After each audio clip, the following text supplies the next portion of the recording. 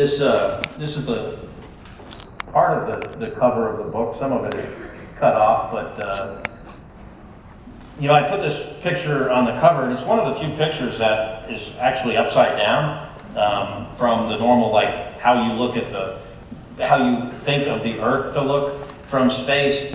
And it's when we float into the cupola of this module that has windows and is pointed at the planet.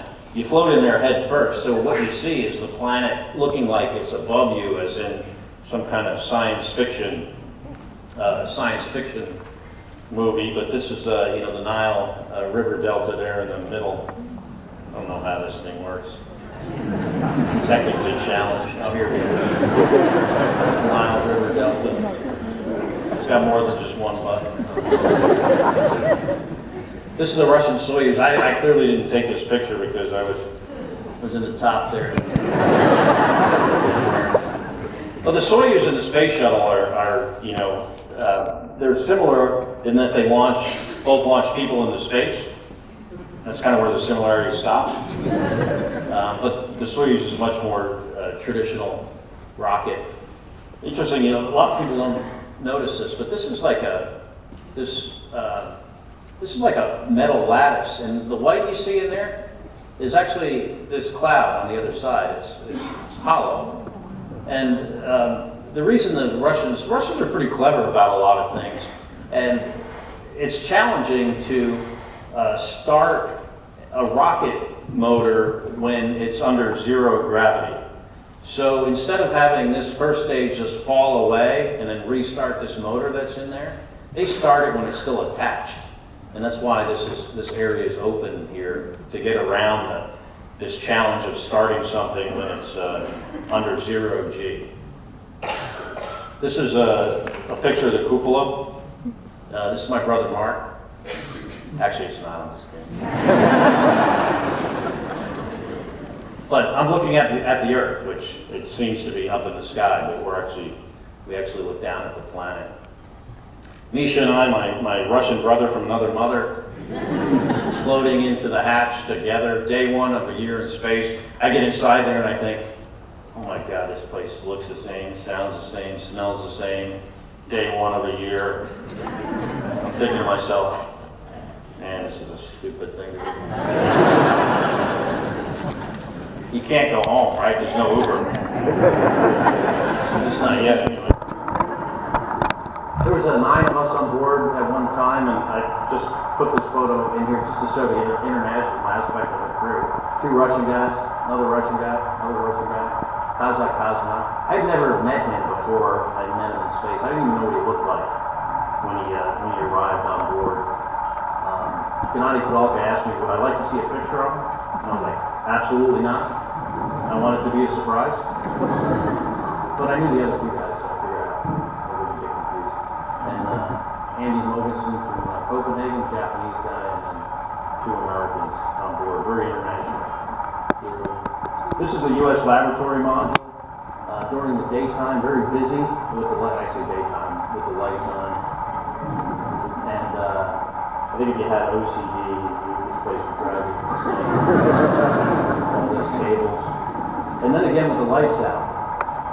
And you can see all the little green lights and how the glow of the place might look with the lights out. This pink over here is the front of the space station. We had a little plant growth experiment that had these grow lights that made the place look like a nightclub. I took a lot of pictures of the Earth. Obviously, you got this picture book, and this is a picture of the Super Bowl while I was up there. Actually, during the game in San Francisco, so there's some Super Bowl football players down here that I took with a really long lens.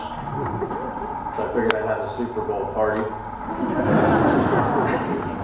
And projected the game. We have a projector on this big screen. This is in node 1 or node 2 of the space station. But no one showed up to my party. I think the cosmonauts didn't even know what the Super Bowl was.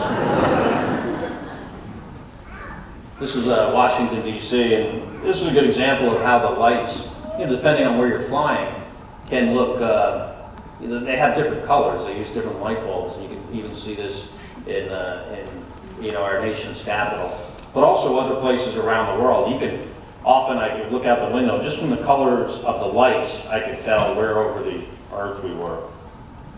You know, all the countries look a little bit different.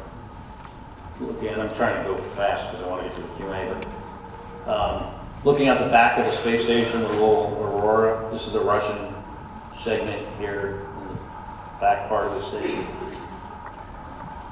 Japanese HTV module. We grabbed this with the robot arm, and fortunately we were able to do that because we previously lost two spacecraft, Russian Progress and American SpaceX. Space selfie. My point of taking this photo, though, is I'm taking it in Earthshine, and this picture was taken over the Mediterranean Sea, and then a few seconds later over the deserts of North Africa. So you can see how the color is different. So even sometimes, you know, if the window shades were closed and you couldn't see out, you just have a little bit of light seeping in. After being in space for a really long time, you could tell, hey, I'm over, you know, Australia based on the color, just the color of the light that's seeping through the window. You are here. Actually, to get this picture, a cosmonaut took it, one of my colleagues, and I liked it so much I stole it from him. And Texas, where I now, well, I say Texas, but it's most of the eastern part of the United States. You can see here in Texas, taken from over California practically. I think this is Las Vegas.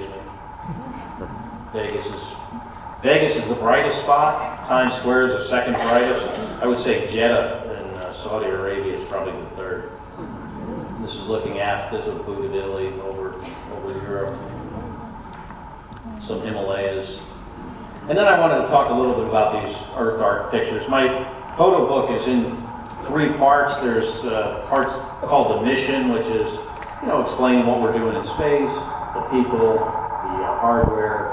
The second part, The Natural World, which are pictures like some of the ones I just showed you, where you can actually identify what you're looking at. And then these photos I took with a really long lens, which is challenging to do when the Earth is moving by at 5 miles every second.